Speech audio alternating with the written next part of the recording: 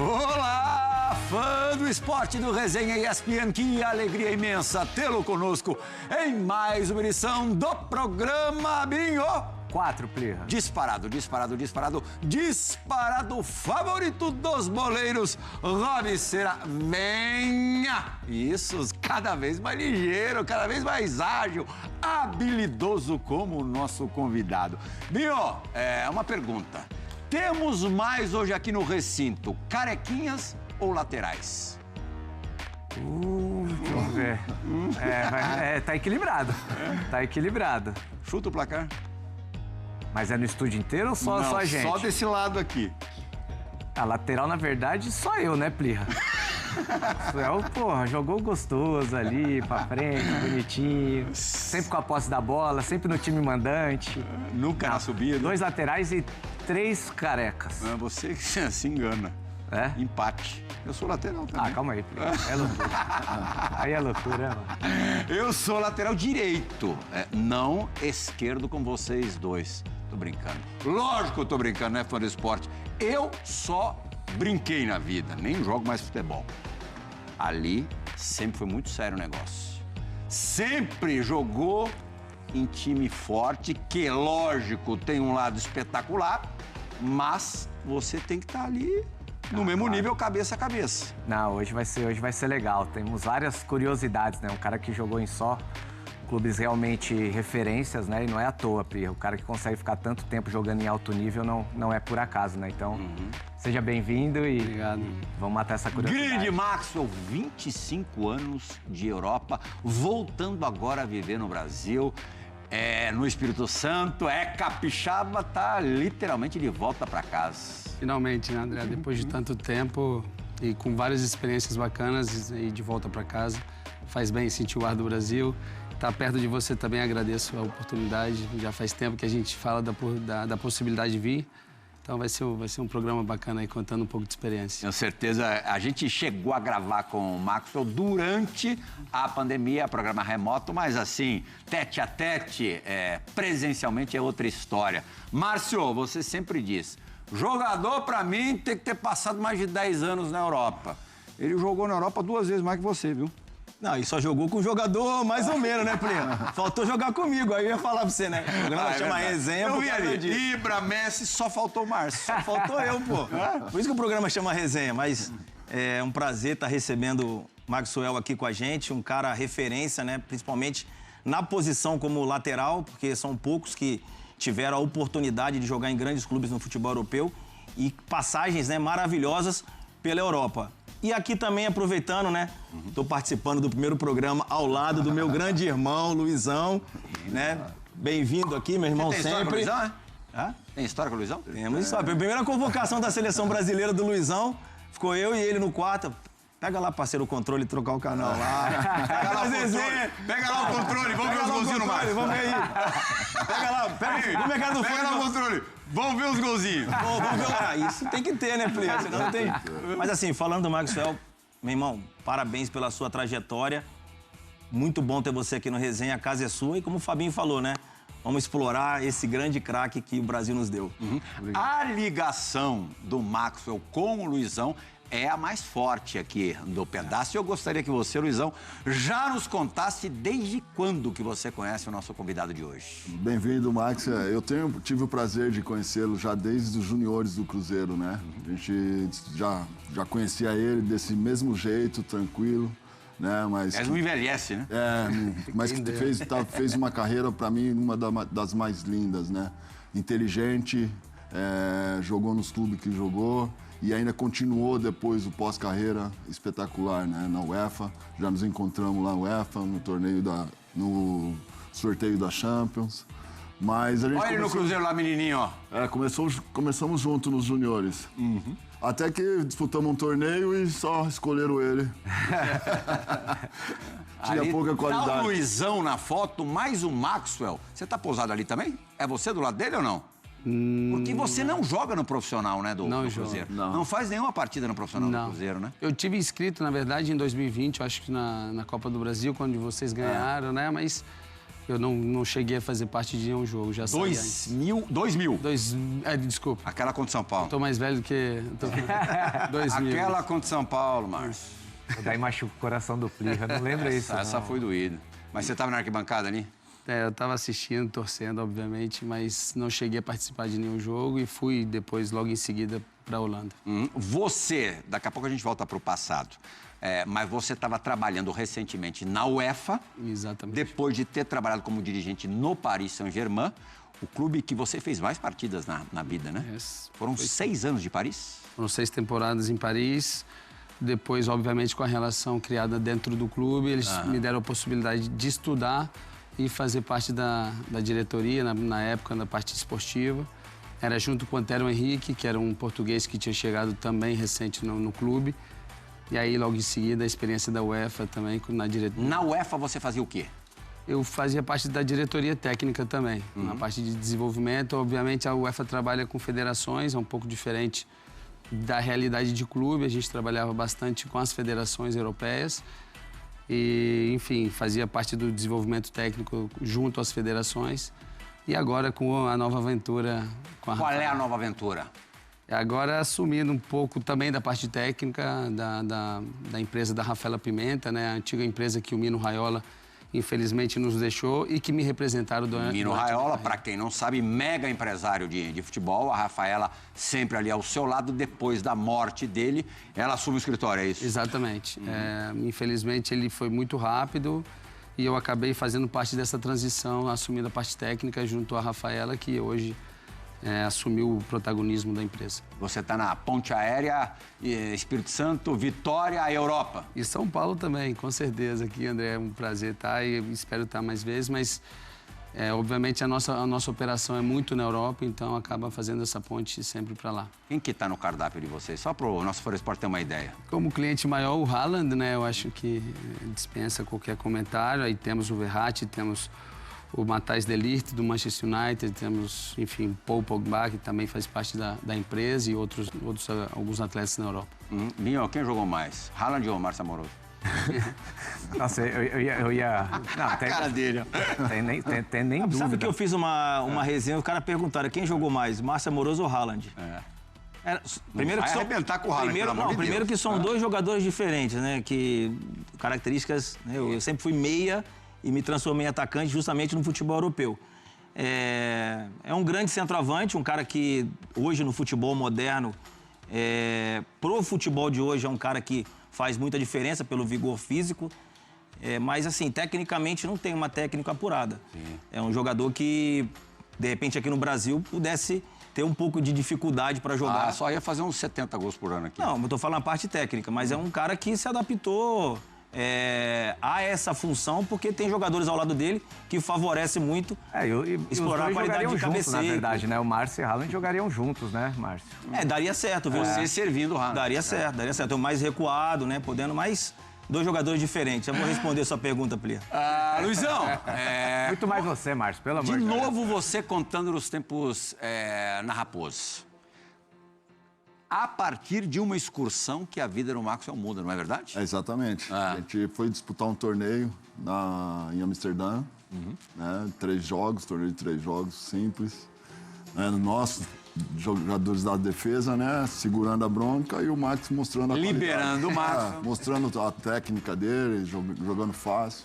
E acabou o jogo, quando a gente volta, faltou um lugar no avião, né? Já ficou lá. A Ajax te fisgou?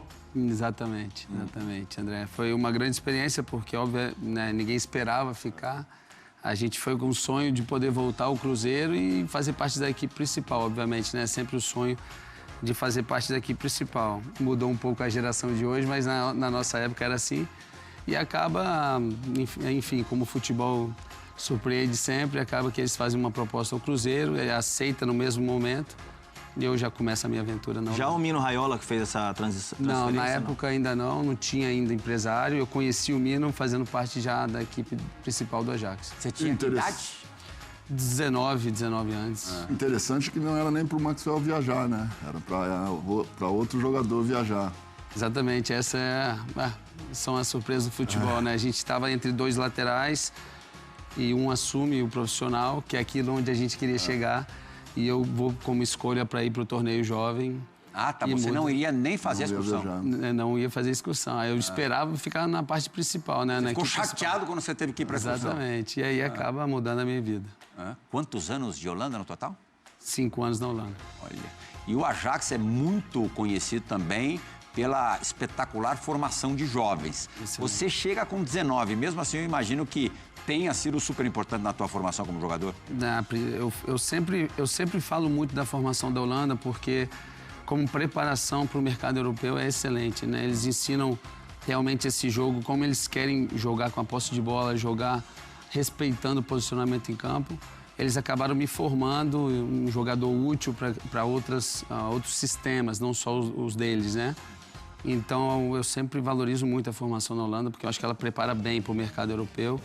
E comigo, eu tive sorte também, cheguei numa equipe que não tinha ganhado, então eles fizeram algumas contratações, não ganhava algum tempo, aí acabaram contratando o Ibra, que aí a gente constrói a nossa vida juntos, o Mido, outros jogadores na época também que fizeram a diferença. Então, cheguei num momento de transição do Ajax para uma equipe vencedora. Aproveitar que você falou, talvez seja um caso único, jogar ao lado do mesmo cara em 4 clubes distintos, Ajax, Inter, Barcelona e Paris Saint-Germain. E, convenhamos, pelos relatos que a gente tem, não é exatamente uma pessoa de trato muito fácil. Mas você é tão gente fina que foi abraçado pelo Ibra. A gente tem uma história muito particular, né? Normalmente no futebol a gente joga, faz amizade e acaba cada um seguindo o seu caminho. Mas a gente teve a oportunidade de jogar muitos anos juntos. E a história de como a gente se conectou, que é a mais surpreendente de todas, né? Onde ele gasta o dinheiro dele todinho de transferência para comprar o carro e fica sem dinheiro nem para comer, nem para botar gasolina no carro. Então ele pede... Isso na Holanda? Na Holanda. Justo quando a gente chega, né?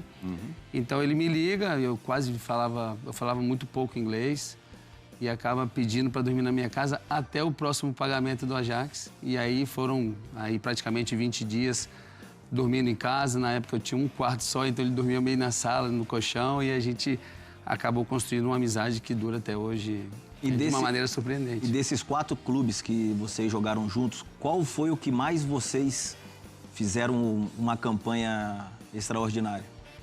Ele, muito como protagonista na Inter de Milão. A Inter também tinha contratado, o Maicon chegou também na época junto, então ele foi muito protagonista da Inter, onde ele virou realmente esse personagem que ele é hoje.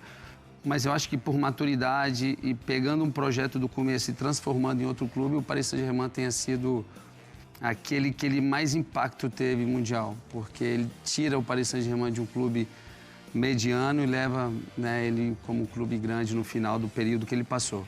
Eu acabei ficando um pouquinho mais de tempo no Paris Saint-Germain. Das assistências para eles? Não sei, isso eu não lembro, não. Eu até arrepio, porque já joguei contra eles e estão 3-0. Fica aí. 3-0? 3-0 sem tocar na bola. 3 ou 6? 3. 3. Sem tocar na bola. E olhando pro relógio pra ver se terminava o jogo lá. Contra qual dos times? O PSG. O Paris Saint-Germain? Jogou em Paris ou jogou em Lisboa? Em Paris. Menos mal. Menos mal, mas não achava o homem de jeito nenhum. O Ibra? Quando você enfrentar, porque o Ibra, você é muito forte, mas o Ibra também é muito forte. É muito forte, mas eu achava que conseguia ir buscar ele no contato, né? Só que ele é muito inteligente. Você vai chegar perto dele, ele dá 2 passos para lá. Vai perto dele, 2 passos para lá. Se posiciona muito bem. Não consegui tocar nele o jogo todo. Essas negociações, porque assim, seria muita coincidência você combinar com o Ibra em 4 clubes distintos. Era uma coisa meio casada já ou como é que funcionava? Não, foram coincidências. Obviamente, não tudo é coincidência, né? Nós tínhamos o mesmo representante, que era o Mino e a Rafaela, e que acabava falando de nomes em geral e na transformação desses elencos, a gente acabou jogando juntos. Ele sai antes do Ajax, ele fica só 3 anos, vai para a Juventus, e eu, depois de 5 anos, vou para a Inter de Milão, só que a Juventus cai para a Série B num problema de corrupção e ele acaba chegando na Inter, né? Então, tem esses times um pouco diferentes. Ele fica só 1 ano no Barcelona, eu fico um pouco mais. Mas, obviamente, nosso representante, tanto o Mino quanto a Rafaela, tiveram um papel também fundamental de apresentar os perfis dos atletas e a gente acabou jogando junto. O único lugar desses 4 em que o Ibra não foi um destaque absoluto foi justamente o Barcelona, né? Por que você acha que lá a coisa não rolou? Não foi só com ele, né? O Thierry Henry também, não que tenha ido mal no Barcelona, mas se você pensar, Henry no Barcelona vai ser, assim, algo parecido com o que foi no Arsenal. Não foi. O Barcelona tem algumas peculiaridades, né? Tem, eu acho que alguns atacantes tiveram um problema sério na readaptação de posição do Messi, porque o Messi começa jogando muito aberto e rapidamente, obviamente, ele transformou o jogo do Barcelona, então começaram a fazer uma marcação muito forte com uma pessoa, com 2 defensores, até 3 em muitas fases do jogo, e ele acaba tendo que mudar a posição para ter um pouco mais de liberdade. Então, tira ele da ponta, leva um pouco mais para o centro do campo, e aí nessa recolocação do Ibra um pouco mais por fora, ele já não tinha essa característica, e eu acho que foi o momento que teve um problema de comunicação muito grande com o Guardiola também, ele não conseguiu se adaptar a essa posição. E a gente conhece o caráter do Ibra também quando as coisas não dão certo. Como é que você o definiria, assim? Eu defino como... Ele é sensacional, porque conhecendo ele, eu tive a oportunidade de conhecer a história da vida dele, né? Então, muitas vezes, esse personagem que foi criado não representa aquilo que ele é realmente como pessoa. Mas é um cara de família, com valores incríveis. É um pouco difícil, porque realmente não aceita uma derrota na vida, porque passou por muitos problemas também. Sempre foi assim, desde o Ajax? Sempre foi assim, sempre criando as mesmas brigas, mas muito competitivo, né? Não aceitando nenhum treinamento de perder qualquer tipo de exercício, ou, enfim, qualquer tipo de joguinho que a gente fala, né? Mas o Ibra é um cara muito competitivo, mas um cara com valores que também representam os valores que eu tenho. E parece que ele gosta desse personagem, né? Ele gosta também, né? Eu acho que ele imitou até demais, né? Eu falo de vez em quando com ele, já deu, mas... Enfim, até hoje ele tem essas... Vocês se falam direto? Todos os dias, praticamente. Todos os dias? Praticamente. Ele agora assumiu uma posição no Milan, já faz algum tempo. Ele acabou criando uma identificação muito maior com o Milan, né? Exatamente. Do que com o Inter e Juventus. Né? Ele volta no momento onde ninguém esperava, depois do Galaxy, na MLS. Ele chega, ele ganha o campeonato como protagonista e acaba ficando um pouco mais e criando essa relação com a torcida, essa relação hoje em dia. Ocupa o espaço do Maldini, né? O Maldini sai e ele entra, né? Como diretor, né? Exatamente. Então, ele está numa função também que eu já passei um pouco nessa transição e a gente fala muito sobre isso, né? Tentando ajudá-lo um pouco. Você o via nessa função? Na época que você... Não via. Você conseguia vislumbrar o Ibra dirigente? Não, pelo explosivo que ele é, né? Pela pessoa explosiva que ele é. Eu acho que o dirigente tem que ter um pouco mais de postura e saber lidar com as adversidades. Mas, enfim, ele está aprendendo. Eles não tiveram um ano muito fácil, então aprendeu um pouco na dificuldade. E agora já contrataram um diretor para dar um suporte maior para ele, enfim. O Milan está se estruturando para que ele tenha um pouco mais de suporte também.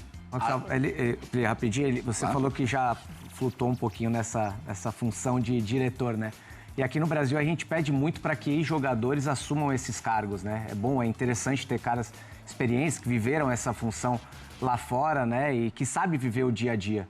É uma questão que ainda mexe contigo, de repente, de exercer essa função aqui no futebol brasileiro ou não? Não, por enquanto não. Eu acho que eu tenho uma identificação muito grande com esse cargo. Eu acho que eu tive uma escola, tanto em formação acadêmica também, quanto na prática do clube do Paris Saint-Germain, que me permitiu aprender e gostar dessa função, né? Então, eu sou muito a favor também do atleta se preparar, obviamente, e de buscar uma área dentro do futebol. Eu acho que a gente tem muita coisa para contribuir, bem preparado, né? Mas eu não me vejo agora saindo da Rafaela, por enquanto. A gente criou um projeto nesses próximos anos e tem feito uns projetos interessantes com as crianças, principalmente com os jovens atletas que a gente tem. Então, agora é dar continuidade nesse projeto e, enfim, seguir esse... Perguntei pro Leonardo também, mês passado. E aí, trabalhar no Brasil, voltar a viver no Brasil e tal. Eu falei, não, tá bom lá. O Leonardo, que hoje mora em Milão e trabalhou com o Maxwell no Paris Saint-Germain, na direção do Paris Saint-Germain. Bom, no Ajax são 159 jogos, é uma história muito rica, com 2 campeonatos nacionais, me corrija se eu estiver falando alguma bobagem, alguma informação trocada errada, e 2 taças da Holanda, entre outros troféus menores. E de lá, aí, Márcio, ele vai para a bota. E aí você sabe, na bota que ele aprendeu a jogar o verdadeiro futebol, né? A Itália ensina muito, né, Plir? A Itália, a gente que teve uma passagem pelo futebol, principalmente numa época em que era difícil jogar no futebol italiano, principalmente para os defensores, eu acho que é uma escola, né? Praticamente mais do que para os atacantes. Mas também quando você chega e se adapta, consegue jogar no futebol italiano, você joga em qualquer país do mundo com a cigareta em boca, que a gente fala, né? Como o italiano fala. Porque realmente, né, a gente vê a maioria dos treinadores que, principalmente aqueles estrangeiros, até sul-americanos, que vem Argentina, Uruguai, que vão treinar na Itália, a primeira coisa que eles fazem é, né, colocar a parte tática em jogo para que aqueles jogadores que vêm da América do Sul entendam a filosofia de jogo, né, do europeu e do italiano em si. E eu como atacante, eu tive muita dificuldade, óbvio, porque saber lidar, né, com a desmarcação desses zagueiros que te marcava sempre em cima e sabendo que depois dessa passagem da Holanda para o futebol italiano fez um crescimento do Maxwell, que depois onde ele foi jogou tranquilamente, né? Então ele pode falar com propriedade. Ele tinha que ser mais conservador na Itália? Muito mais, eu acho que o Márcio falou a perfeição.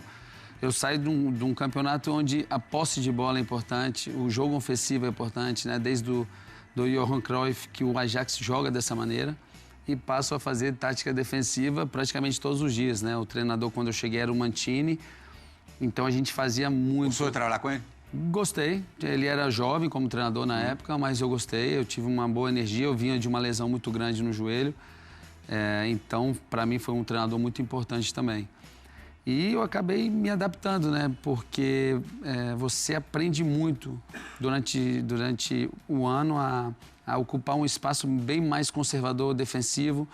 E o Maicon era um lateral que saía muito, então a gente acabava fazendo a recomposição também em equilíbrio com o time inteiro. Mas, enfim, me preparou de uma maneira excepcional. E sai de uma mentalidade um pouco jovem do Ajax. Eu cheguei com jogadores... e de nomes muito grandes. Quem que estava na Inter? Tava o Vieira, o Zanetti, Crespo, enfim, tinha muito o Adriano, obviamente, o Júlio César. Adriano voando. O Michael Chega, o Ibra, o Walter Samuel, que era um grande amigo. Van Córdoba. O Córdoba também, tava o Materazzi, né? Que o goleiro era o Júlio.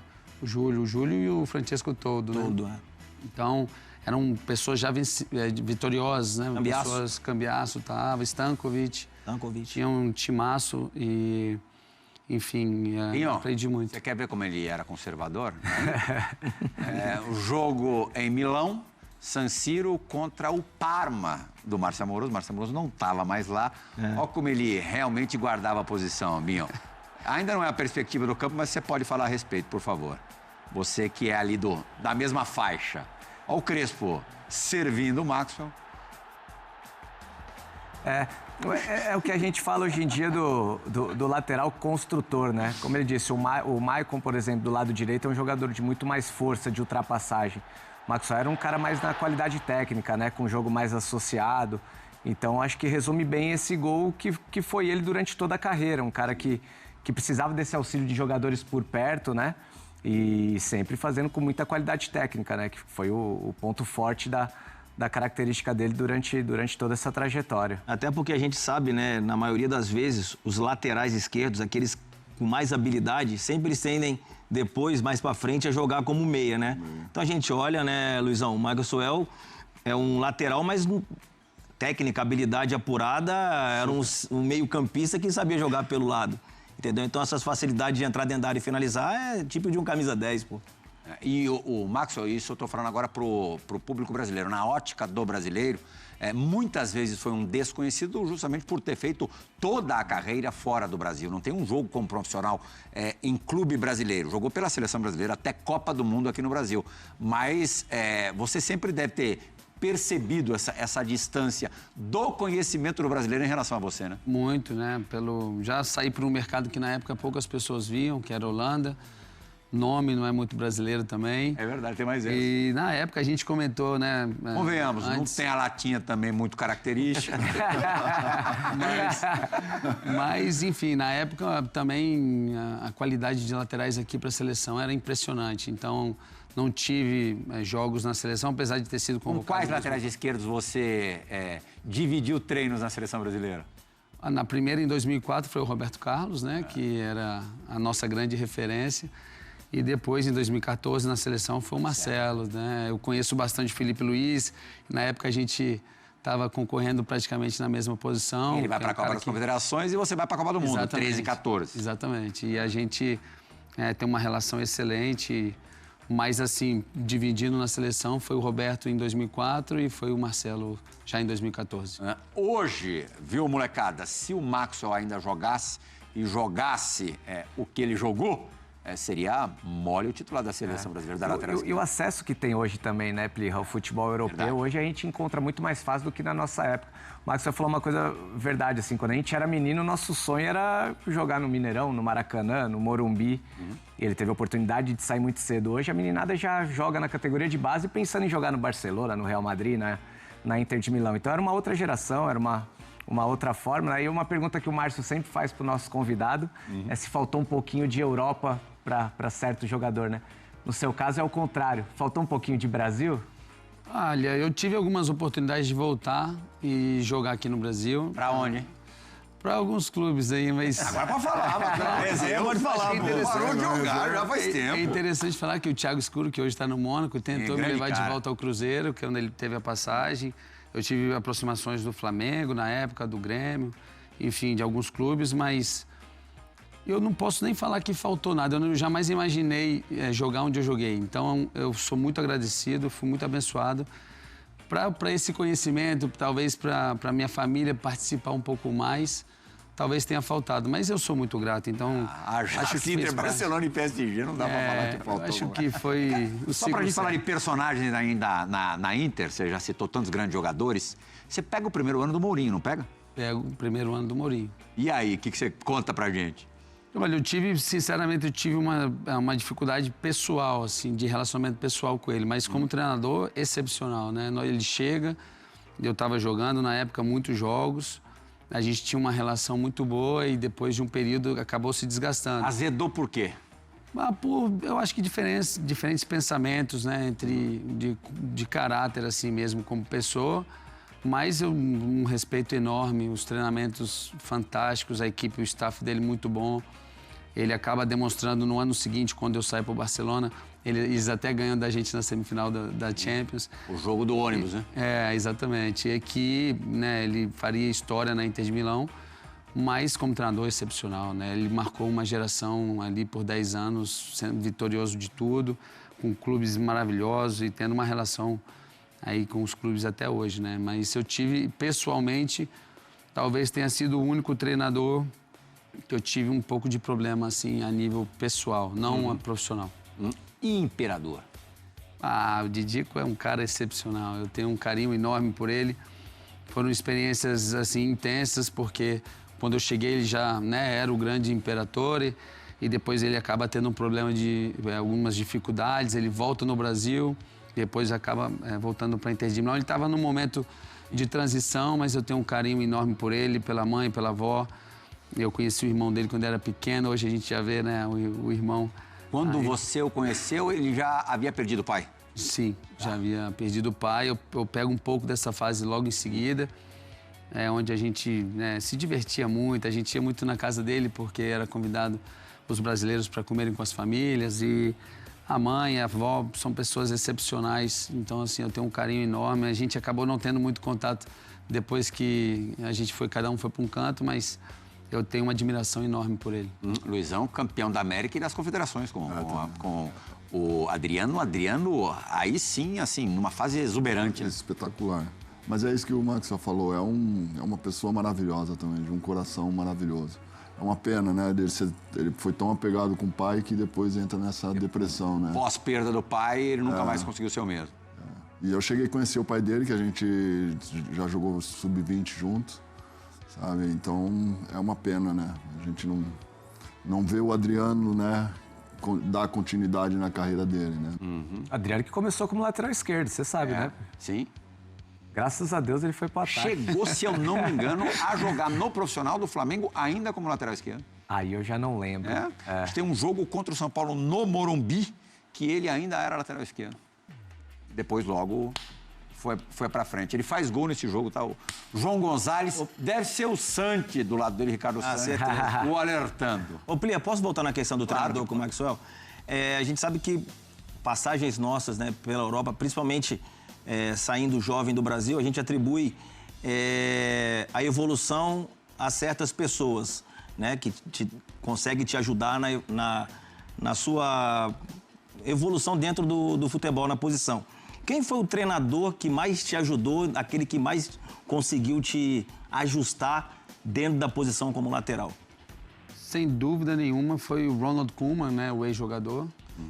Ele chega no Ajax num momento onde dentro da temporada, da primeira temporada que eu estive, a gente estava tendo um período muito ruim de resultados, então ele chega, até a nível de confiança, eu estava naquela transição de Brasil e Europa, e ele com um toque um pouco espanhol, por ter jogado muito no Barcelona, ele acaba sabendo lidar, ele era muito amigo do Romário, né? Ele conhecia muito o brasileiro, então ele soube me levar, me dando confiança e me fazendo principalmente entender a função de lateral. Ele me usa algumas vezes no meio-campo, então ele me dá essa percepção um pouco de posicionamento dentro de campo. E eu atribuo muito assim a formação do Ajax e especificamente suportada por ele, o que me deu assim grande base para seguir nos outros clubes. Então, eu tive uma experiência com o Ancelotti maravilhosa, eu tive com o Guardiola, um grande professor para mim. Mourinho. Por isso que eu perguntei, porque foram treinadores assim de um nível altíssimo, né? Só que eu acho que por ser jovem, por ter me dado essa base, eu atribuo assim a grande parte do meu sucesso ao Ajax e à formação dele como treinador. Só o Koeman que tentou te usou no meio-campo ou mais algum treinador que... Todos eles, um pouco, durante a temporada, eu sempre acabava naqueles jogos onde tinha que descansar um meia para poder, né? Então eu acabava fazendo uma função de meia e acabei jogando até de lateral direito, mas no meio-campo, com todos os treinadores, eles acabaram me colocando. Na Internazionale, 3 Scudettos e uma Supercopa da Itália. Agora, no Barcelona, para talvez a nossa geração, pelo menos um dos 3 maiores times da nossa história, sem dúvida alguma. Barcelona do Pepe, Barcelona do Guardiola. Aí foram Copa do Rei, 2 espanhóis, Champions e 2 mundiais de clubes. Que período espetacular, né? Em todos os sentidos. Era bonito, era bonito. A gente fala muito naquela época até dos treinamentos, né? Eram mais competitivos até do que os jogos. O elenco era muito forte. O Guardiola era um treinador que exigia perfeição, todos os treinamentos. Então era uma equipe que se dedicava muito ao estilo de jogo dele, a buscar melhoras. E era bonito de ver. Nós tivemos aí jogos excepcionais, marcou uma geração muito, muito grande, né? Eu acho que para bater esse Barcelona, os treinadores tiveram que batalhar bastante, mas foi uma equipe muito forte e deu assim, para mim, como eu falei antes, o Guardiola me ensinou muita coisa e para a gente era uma lição de futebol todos os dias, inclusive na gestão assim de grandes estrelas. Então foi um período espetacular. Talvez Você mais desfrutou assim?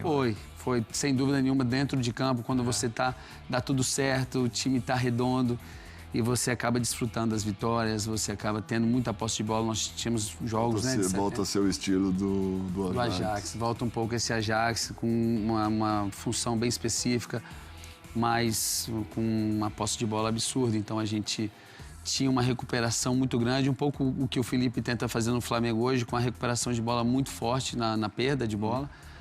E uma posse incrível, criando ocasiões, com jogadores como Iniesta, Xavi, que encantavam, né? Xavi e Iniesta.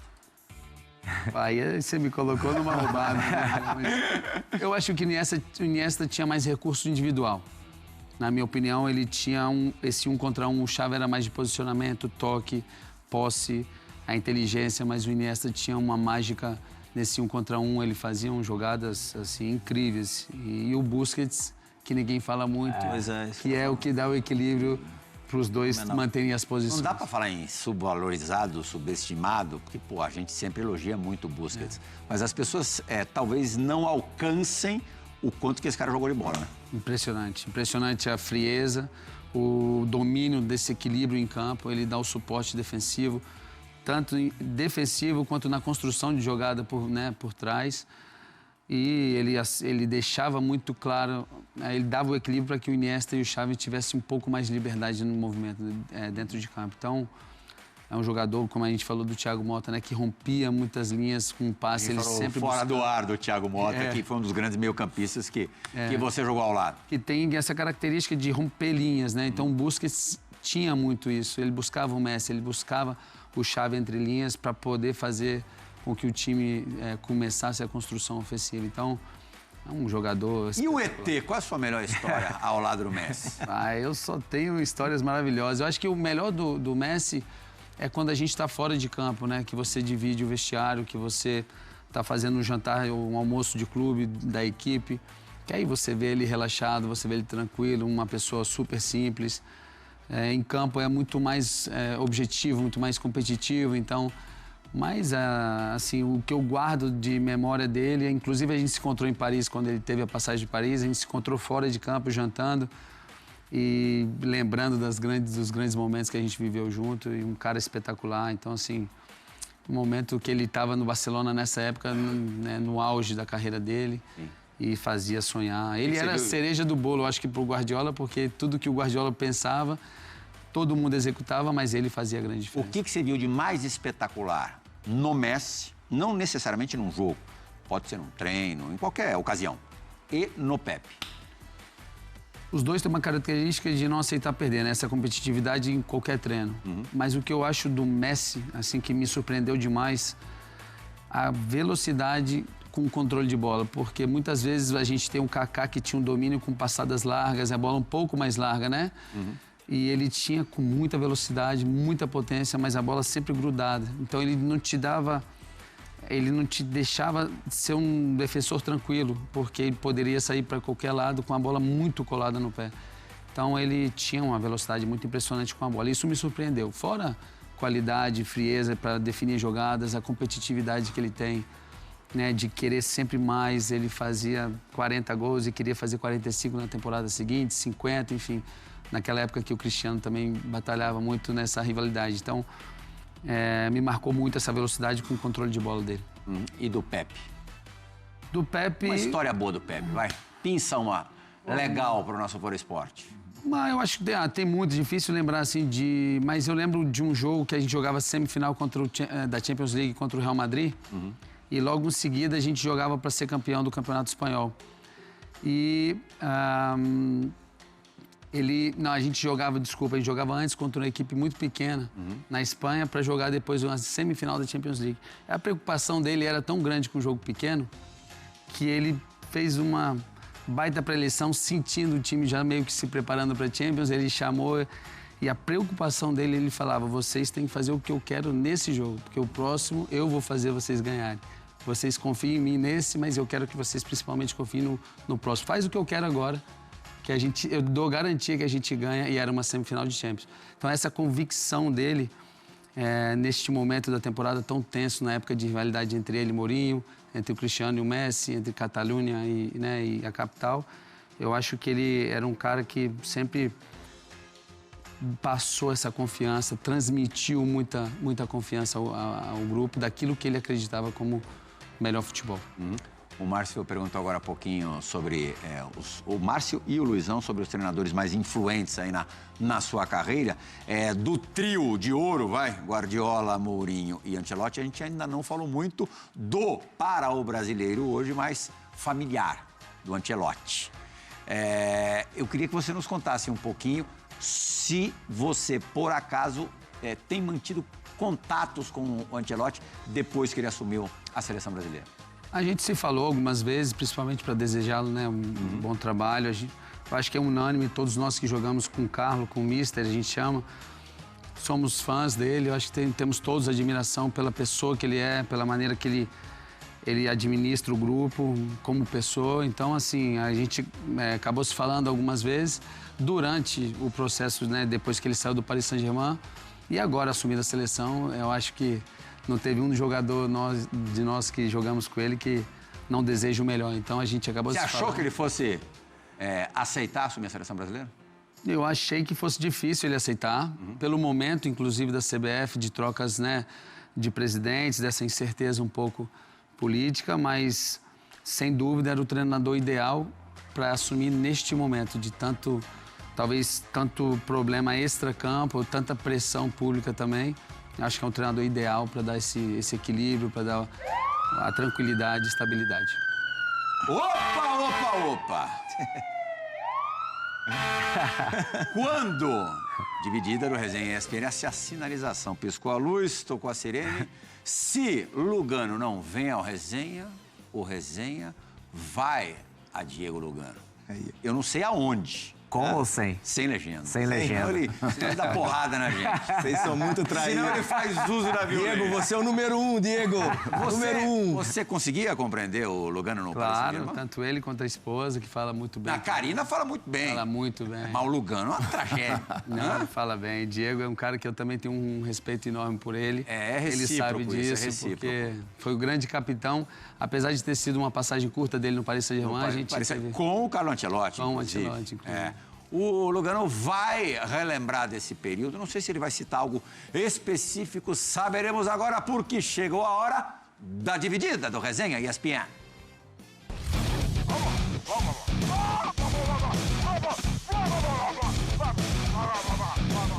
Grande Plija, amigos da Resenha, qué pena que hoy no puedo estar con vocês, acompañando a ese enorme jugador y mejor persona que es Maxwell. Bem-vindo, querido Maxwell.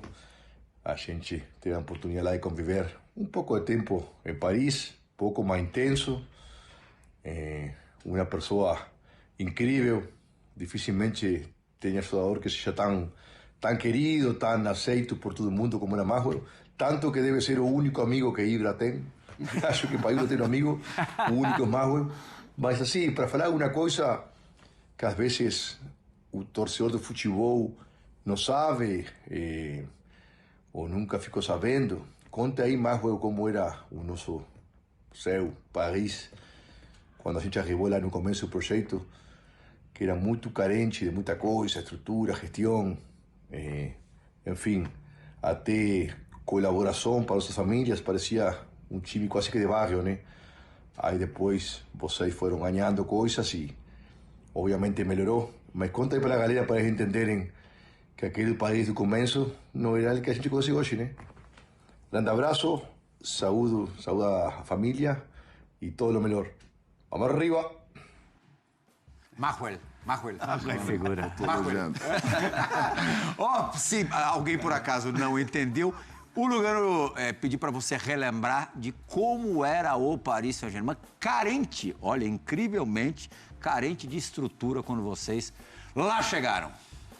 O Léo esteve aqui também com vocês e, né, ele poderia falar bem porque ele era o responsável na época, mas foi uma dificuldade muito grande. Foi, para mim, um choque enorme porque era o começo do projeto e chegamos no centro de treinamento no primeiro dia e praticamente não tinha nem restaurante. O vestiário muito precário, com as condições de campo assim, terríveis. A gente iria fazer uma posse de bola com o Carlo e dificilmente conseguia manter a posse de bola, nenhum time, ficava até feio de ver, né, os treinamentos.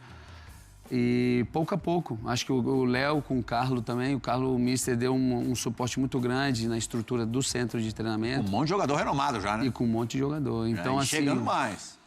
Então foi um momento de investimento muito grande nos atletas e a estrutura demorou um pouco a crescer, né? O Léo, ele teve alguns processos que ele teve que passar, que na França não são fáceis de construção, digamos assim, mas foram 6 meses muito difíceis, onde a gente teve uma situação muito, muito ruim de infraestrutura em geral. Mas, enfim, ele falou bastante, a gente acabou ganhando e o presidente foi começando a dar presente pra gente, enfim, construindo o centro de treinamento, até chegar o de hoje, que referência mundial, né? O de hoje falou é em presente, falou só na parte estrutural do clube? Só, ele deu alguns outros presentes também. Mas esse O melhor presente que você ganhou lá? Melhor presente, enfim, relógios, essas coisas, bicho, bônus que a gente Bicho ganha. bom. Bem bom na época aqui, porque não ganhava há muitos anos, né? Então tinha essa sede de ganhar tanto o campeonato francês quanto outras competições. Olha aqui, foram 6 temporadas, né? O lugar que você mais jogou, 214 partidas, 4 franceses, 3 Copas, entre outras conquistas. E claro que, de alguma maneira, vocês participaram no que aconteceu na temporada passada, no título da Champions League, que foi, claro, começou a ser construído nesse período aí embrionário do novo PSG. Em 2014, você estava no PSG? Estava. Estava no PSG quando você joga a Copa do Mundo aqui no Brasil? Sim. E essa experiência de ter vivido uma Copa do Mundo pela seleção brasileira no Brasil? Excepcional, inexplicável. Não tem nenhuma palavra que realmente demonstre aquilo que a gente viveu. Não só, né, o grupo inteiro em geral, com os familiares, os amigos todos aqui em volta, no nosso país. Infelizmente, na época, virou até uma pressão muito grande pelo momento político que vivia, enfim, onde a gente era a esperança de muita gente.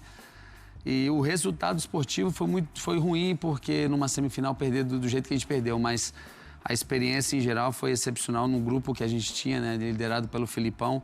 O grupo era muito bom, a gente tem contato com muitos jogadores até hoje.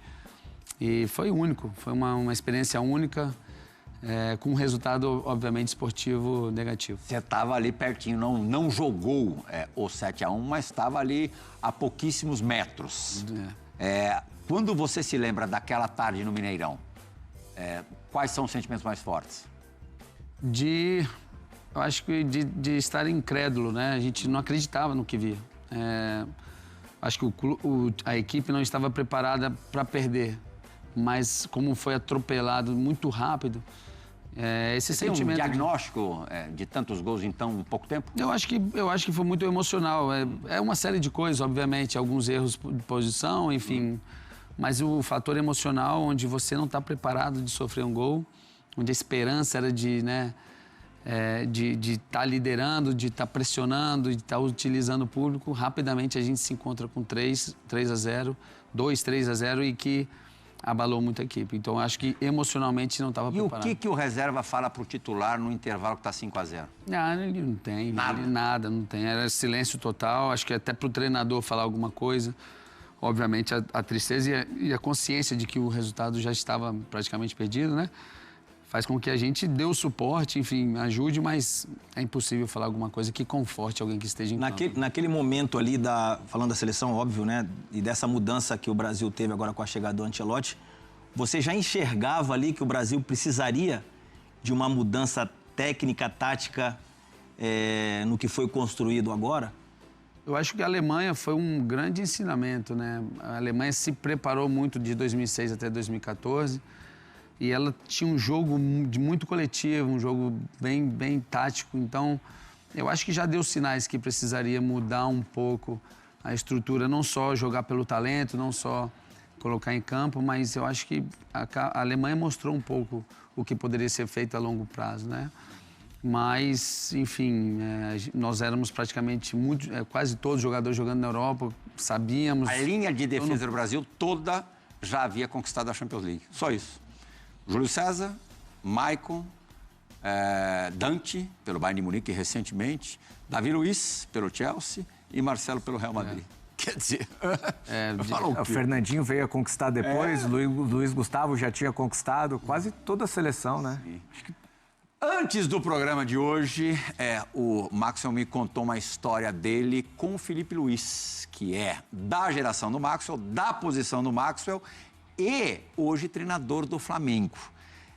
Ocupadíssimo. Eu só falei que hoje ele é treinador do Flamengo para falar que ele é ocupado e muito gente boa a ponto de, ficando sabendo, não sabia, dessa ligação tão próxima de vocês, pedir rapidinho um vídeo do Felipe, que vai ser surpresa para mim também. Venha, Felipe Luiz! Fala, Max, meu querido, tudo bem? Como é que você tá? Cara, eu tô passando aqui simplesmente para te agradecer. Agradecer por você ter me acolhido como um irmão, um verdadeiro irmão. Quando eu tinha 19 anos, não sabia falar inglês, não sabia falar holandês, não sabia falar nada, você simplesmente me acolheu, abriu a porta da tua casa, me ajudou em cada treino, em cada tradução, em cada momento, naquele ano que a gente passou junto lá no Ajax, na qual eu sou muito agradecido por tudo que você fez por mim, e quero te desejar sempre tudo de bom, a melhor da sorte aí na tua vida, e saiba que você tem aqui um amigo para sempre, tá bom? Fica com Deus, aproveita aí o programa e Deus te abençoe. Abraço. Bacana. Outro hóspede, né? O Ibra no começo, um pouco mais tarde, o Felipe Luiz. Bem, brincadeira, não é fácil não. Mas o Felipe... Morou com você?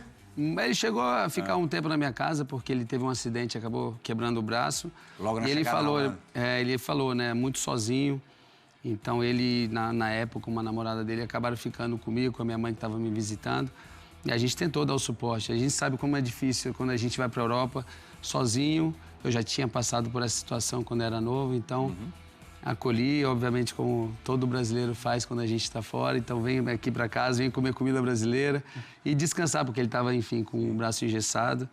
E aí, de lá para cá, a gente, apesar de ter jogado contra muitas vezes... E disputar a posição na seleção. E disputar a posição na seleção, a gente tem um carinho enorme, uma pessoa que ele sabe o tanto que eu desejo... Você não cogitou também ser treinador? Não dava, André, não dava. Não passou pela cabeça? O Luizão me conhece como caráter, é difícil me imaginar como treinador lidando com 25 jogadores. Mas não teve nenhuma possibilidade de? Não teve. Da minha parte, nenhuma intenção, né? Eu queria me preparar já para uma área mais administrativa. Eu tive a oportunidade com algumas pessoas que me perguntaram, me pediram para fazer parte de projetos assim nessa área de campo com eles, mas... Quem, hein? Ah, mas... Eu sei, mas ele não quer contar, não vou contar também. Rapidinho, que tá terminando o programa. Peraí, rapidinho. Eu tenho 10 anos de casa, quero jogar uma bombinha pro meu apresentador favorito. Tá. Quem jogou mais? Maxwell ou Felipe Luiz? Nossa. É bem equilibrado, hein? Bem equilibrado mesmo. E são bem parecidos. Vou O pensar e estilo de responder no jogo final são do bem programa. parecidos. Agora, rapidíssima parada no Resenha ESPN. A gente volta. Vamos espremer que vai dar tempo. Questão de equilíbrio e perspectiva do campo. A perspectiva é garantida.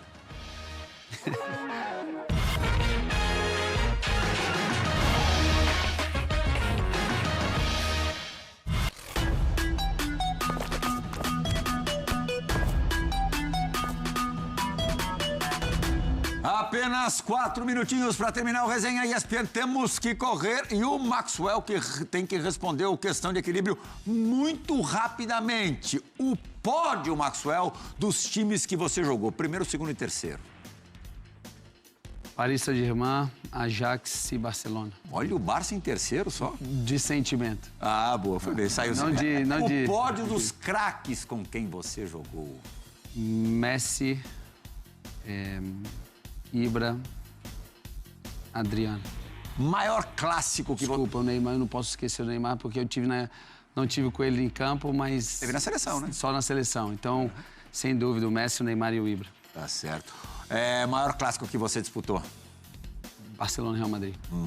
O time que você jogou mais bola? Pela maturidade, eu acho que o Paris Saint-Germain. E para fechar, essa é uma moleza. Amsterdã, Milão, Barcelona ou Paris?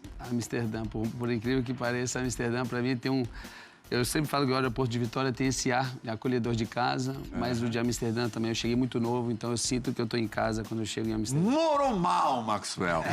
Fã Esporte, agora chegou a hora da perspectiva no campo. Roda a vinheta, Johnny Gonzalez.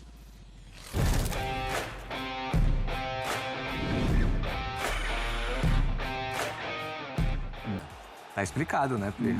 Golaço. Isso aí a gente viu só craque fazer. O que eu me lembro foi... E Freis aqui, nossos craques, quem tinha mais familiaridade com o gol é o Luizão. E por isso é ele quem vai analisar o outro golaço do Maxwell. Também, se eu não me engano, pelo PSG. Roda, Joãozinho, pro Luizão. Eu tô com a direita. Achei que a direita era só pra subir no ônibus, mas... Mas ele tem história mostrou legal, que- porque era o meu filho, tinha acabado de nascer, e acaba homenageando o meu filho com esse gol. Que belíssima homenagem. Nasceu com o pé direito, né? Márcio Amoroso, muito obrigado. Luizão Monstro, muito obrigado. Fábio Santos, valeuzaço. E, Maxwell, você sabe que agora tá pertinho. Vem para São Paulo com frequência. a porta está sempre escancarada para você, com o tapete vermelho estendido. Muito obrigado pela paciência e de outras vezes que eu não vim, imagina. mas é sempre um prazer e muito obrigado pelo convite. Valeu muito a pena. Às vezes, a expectativa é a mãe da M. Dessa vez não foi atingida com facilidade. Valeu, Maxwell. Valeu, Foro Esporte. Muito obrigado pela companhia nessa última hora. E você sabe, segunda-feira é dia de resenha da rodada, normalmente às 23 horas. E na sexta, o Resenha ESPN, normalmente com primeira exibição às 22 horas. E depois tem um monte de reprise, graças a Deus, ESPN e Disney Plus. Valeu, gente!